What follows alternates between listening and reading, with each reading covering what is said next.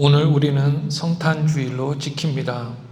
계속해서 천사 가브리엘의 수태고지를 살펴보면서 예수님의 탄생을 묵상하겠습니다. 천사는 요셉과 약혼한 마리아에게 나타나서 아들을 잉태하여 낳으리라고 고지했습니다. 구약이 예언한 메시아를 기다리던 자들은 천사가 내가 잉태하여 아들을 낳으리라고 마리아에게 한 말의 의미를 명확히 알았습니다.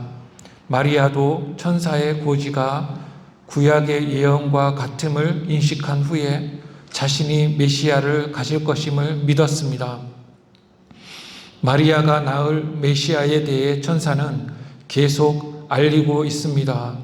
먼저 32절을 함께 읽겠습니다. 시작.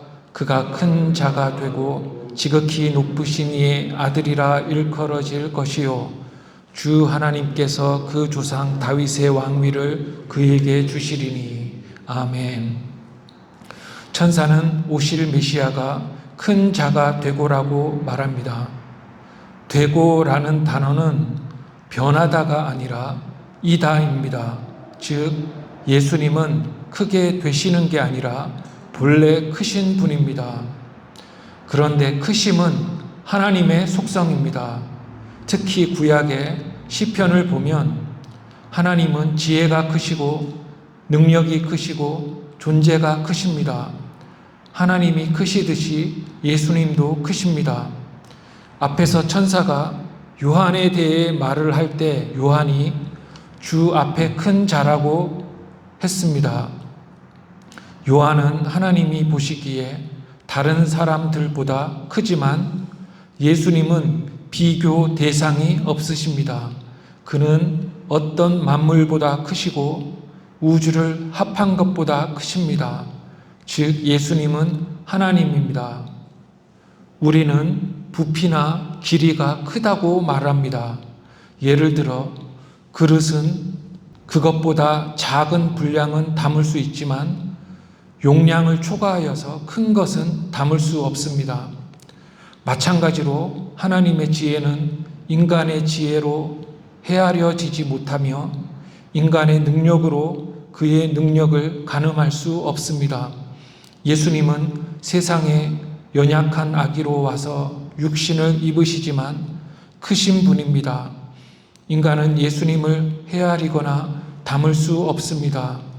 결론적으로 말해 예수님의 크심은 그의 하나님 되심을 말하며 형언할 수 없는 능력, 지혜, 존재를 가지심을 말합니다.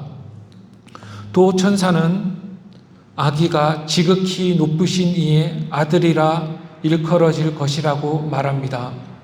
지극히 높으신 이라는 표현은 성경에 자주 나옵니다. 특히 구약에서 이방인들은 여호와 하나님을 지극히 높으신 이로 불렀습니다. 창세기 14장에서 살렘 왕 멜기세덱은 지극히 높으신 하나님의 제사장으로 불렸습니다. 간단히 말하자면 구약에서 유대인은 하나님을 여호와 하나님으로 불렀지만 이방인은 지극히 높으신 이로 종종 불렀습니다. 즉 여호와 하나님을 잘 모르는 이교도들은 하나님을 높은 존재로 여겼던 것입니다. 이와 유사하게 복음서에서 이방인들은 예수님을 지극히 높으신 하나님의 아들로 불렀습니다. 마가복음 5장 7절을 보면 거라사 광인에게 집힌 귀신은 예수님을 보자마자 지극히 높으신 하나님의 아들 예수여라고 외쳤습니다. 즉 이 이름은 보통 인간이 신앙이 없어도 우주에 하나님이 계신다는 사실을 인지하고 있음을 말해줍니다. 즉 지극히 높으신 이는 신자와 불신자가 공통적으로 부르는 하나님의 이름입니다. 예수님은 그의 아들로 불립니다. 예수님이 신자를 포함한 만유의 하나님의 아들이시라는 말입니다. 단순히 신자의 하나님만이 아니요 모든 만유의 하나님의 아들이시니 예수님은 특별한 아들이십니다. 아들이라는 표현은 여러 용도로 쓰입니다. 신자는 하나님의 아들, 딸들입니다. 신자가 하나님의 자녀됨은 하나님을 의지하며 그를 청종한다는 의미입니다. 세속나라의 주권자가 하나님의 아들로 자처하기도 합니다. 땅의 일을 주관할 자격이 있음을 하나님의 아들이라는 명칭에 담고 있는 것입니다. 그러나 예수님은 특별한 하나님의 아들이십니다. 아들로서의 특별한 신분은 독생자라는 단어에서 볼 수 있습니다. 독생자는 세상에 둘도 없는 아들이라는 뜻입니다. 예수님은 세상에 둘도 없는 유일한 하나님의 아들이십니다. 예수님은 삼위일체 하나님 중 제2위 하나님으로 성자로 불리십니다. 그는 독생자로서 아버지의 세계를 경영하고 다스리시는데 아버지의 일을 이 땅에서 행하십니다. 예수님처럼 아버지의 일을 잘 감당한 특별한 아들은 세상에 없습니다. 즉, 아들됨은 아버지의 뜻에 따라 행함을 강조하는 명칭인 것입니다. 주 하나님이 예수님에게 다윗의 왕위를 주신다고 합니다. 주 하나님이라는 표현은 구약에 자주 나오는 하나님의 이름입니다. 구약의 하나님은 여호와 하나님으로 불리셨습니다. 구약 사람들은 이 이름이 너무 거룩하여서 그 이름을 발음하지 않고 단어가 나올 때마다 여호와를 주님으로 바꾸어서 읽었습니다. 그래서 신약에서도 주 하나님이라는 단어가 나오면 여호와 하나님 같이 들리는 것입니다. 여호와 하나님은 바로 앞에 지극히 높으신 이로 성부 하나님입니다.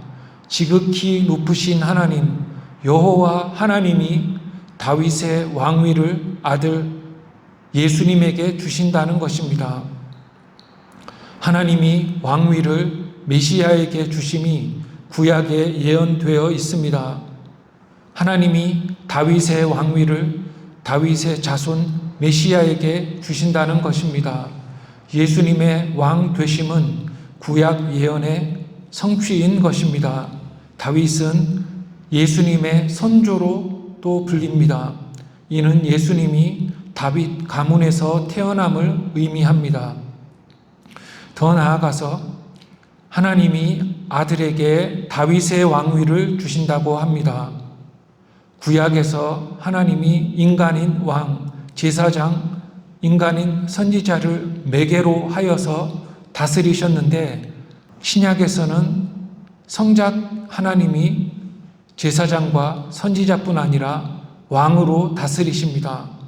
그리스도께서 하나님 나라의 주권자로서 다스리도록 하나님은 그에게 왕위를 주신다는 것입니다. 그냥 왕위가 아니라 다윗의 왕위입니다. 다윗은 하나님이 세우셔서 이스라엘의 왕이 되었습니다. 하나님은 사무엘로 하여금 다윗에게 기름을 붓게 하셨습니다. 기름 부음 받은 다윗은 승승장구하여서 이스라엘 역사상 가장 강한 나라를 만들었습니다. 다윗을 이었던 이후에 유다의 왕조도 선한 왕이 많았고 그 나라는 강했습니다. 비록 역사상 일시적이었지만 강하고 찬란했던 구약의 다윗의 나라는 그리스도가 다스리는 나라의 예표가 되었습니다. 인간이 다스리는 세속 나라들은 강하다가도 패망하지만 예수님이 다스리시는 다윗의 나라는 영원할 것입니다. 오실 메시아가 왕으로 다스리는 나라는 눈에 보이는 나라가 아니라 영적인 나라입니다. 그리스도는 여호와 하나님에게서 다윗의 왕위를 받아 하나님 나라를 대신 다스리시는 것입니다. 이제 33절을 읽겠습니다. 시작. 영원히 야곱의 집을 왕으로 다스리실 것이며 그 나라가 무궁하리라. 아멘.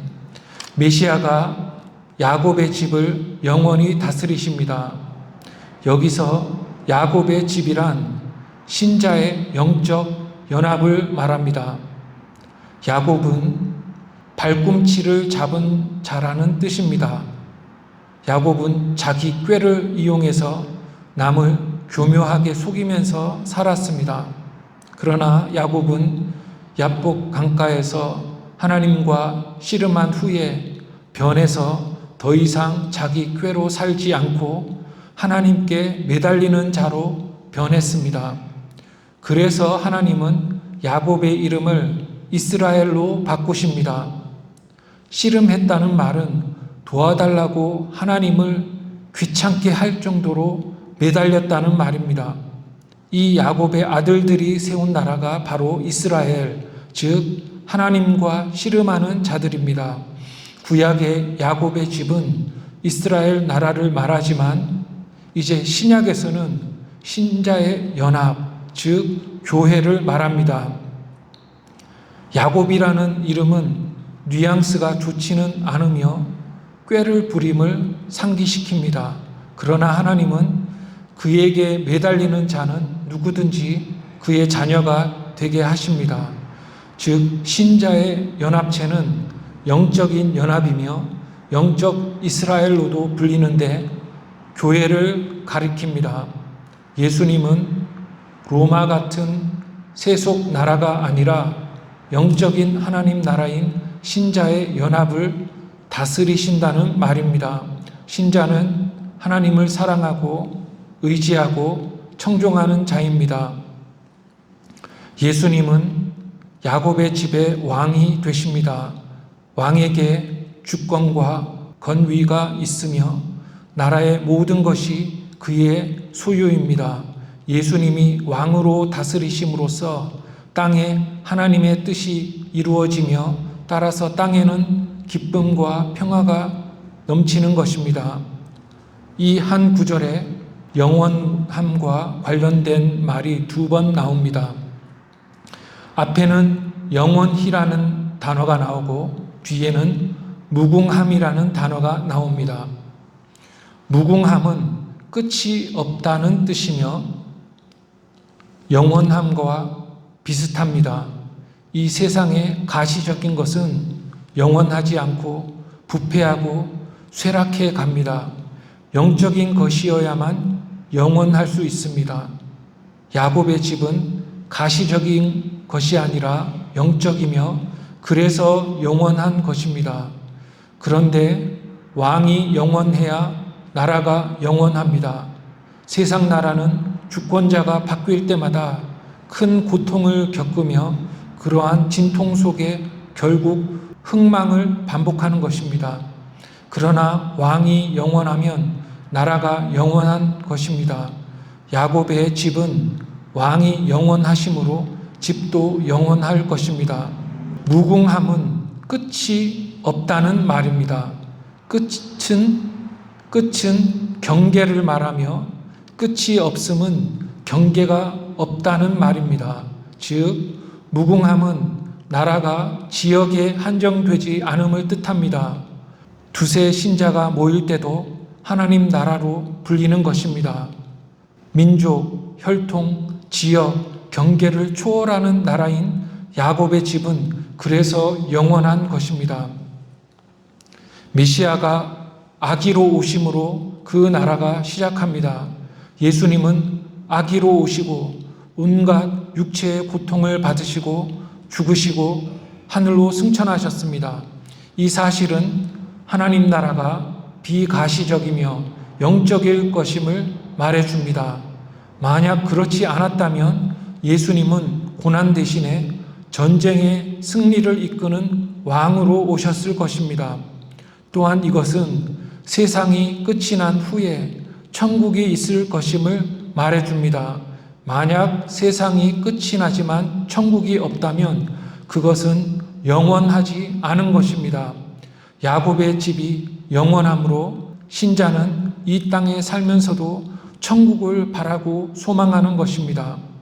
마치 만물이 자연의 법칙들과 하나님의 다스림으로 끝까지 보존되듯이 마찬가지로 하나님의 나라는 영원할 것입니다. 신자가 사는 이 세상도 그 끝까지 보존될 것이며 교회도 비록 박해와 고통이 있을지라도 영원할 것입니다. 이렇게 오늘 살펴본 두 구절은 그리스도의 직분과 사역을 알려주며 이것은 구약에 수없이 예언된 것들의 요약에 불과합니다. 한 예로 이사야서 9장 6절, 7절을 보면 함께 이 두 구절을 읽어보겠습니다. 시작. 이는 한 아기가 우리에게 낳고 한 아들을 우리에게 주신 바 되었는데 그의 어깨에는 정사를 메었고 그의 이름은 기묘자라 모사라 전능하신 하나님이라 영존하시는 아버지라 평강의 왕이라 할 것임이라. 그 정사와 평강의 더함이 무궁하며 또 다윗의 왕위와 그의 나라에 군림하여 그 나라를 굳게 세우고 지금 이후로 영원히 정의와 공의로 그것을 보존하실 것이라. 만군의 여호와의 열심히 이를 이루시리라. 아멘. 누가복음에 지금 살펴본 두 구절은 이사야의 두 구절의 짧은 요약에 불과합니다. 즉 천사는 구약이 수없이 오랫동안 예언한 것을 다시 알려줌으로써 하나님이 영원전에 계획하신 것이 펼쳐지며 마리아에게서 이루어지고 있음을 상기시키고 있는 것입니다. 이것이 오늘 본문의 내용입니다. 두 가지만 언급하고 말씀을 맺겠습니다. 첫째, 메시아는 창조주 하나님의 아들이십니다. 메시아가 크시고 하나님의 아들이라는 말은 그가 하나님이심을 드러냅니다. 메시아가 지극히 높으신 이의 아들이라는 말은 그가 우주에 대한 통치권을 가지고 계실 뿐 아니라 불신 세계와 신앙 세계의 중재자로서의 자격을 드러낸다고 할 수 있습니다. 지극히 높으신 만물의 주제의 아들로서 그는 만물에 대한 소유권과 통치권을 적법하게 받으신 특별한 아들이십니다. 그래서 그리스도는 하나님으로 만물과 교회를 다스릴 자격과 능력과 권위를 가지시는 것입니다. 그리스도가 하나님의 아들이심은 그가 마음대로 다스리지 않고 다스리는 권세를 하나님에게서 받아서 하나님의 뜻대로 다스리심을 상기시킵니다. 아들은 아버지의 뜻을 행하기 때문입니다. 그가 영원하신 하나님의 아들이므로 메시아가 다스리는 나라도 영원하며 무궁합니다. 그의 나라의 무궁함은 우리의 후손을 위해 오늘도 우리가 수고하게 하며 고난 중에도 천국 소망을 가능하게 하는 것입니다. 예수님은 영적 이스라엘의 왕으로 오셔서 신자와 교회를 다스리시기 때문에 신자와 교회와 세상은 기쁨과 평안의 복을 누리는 것입니다. 둘째, 하나님의 말씀과 약속은 반드시 성취됩니다. 앞의 구절과 마찬가지로 오늘 살펴본 두 구절도 구약 예언이 성취될 것임을 알려줍니다. 예수님은 우연히 어쩌다가가 아니라 예언대로 오셨습니다. 예언대로 오셔서 모든 예언들을 성취하셨습니다. 말씀이 성취된다는 사실은 신자로 하여금 예수님의 말씀에 대한 확신을 더함으로써 그것을 더욱 믿게 할 뿐 아니라 우리도 말씀대로 살아야 한다는 새로운 각오를 생기게 합니다. 우리의 삶은 말씀을 이루는 삶이어야 한다는 것입니다. 기도하겠습니다. 하나님 아버지, 오늘도 천사의 수태고지를 통해 메시아와 하나님 나라에 대한 깨달음을 주시니 참으로 감사합니다. 영원 전에 계획하신 것을 이루신 하나님의 능력과 신실하심을 보면서 우리가 더 크고 견고한 신앙을 가지게 하시며 말씀 따라 살겠다는 새로운 각오로 한 주를 살아가게 하옵소서. 예수님의 이름으로 기도합니다. 아멘.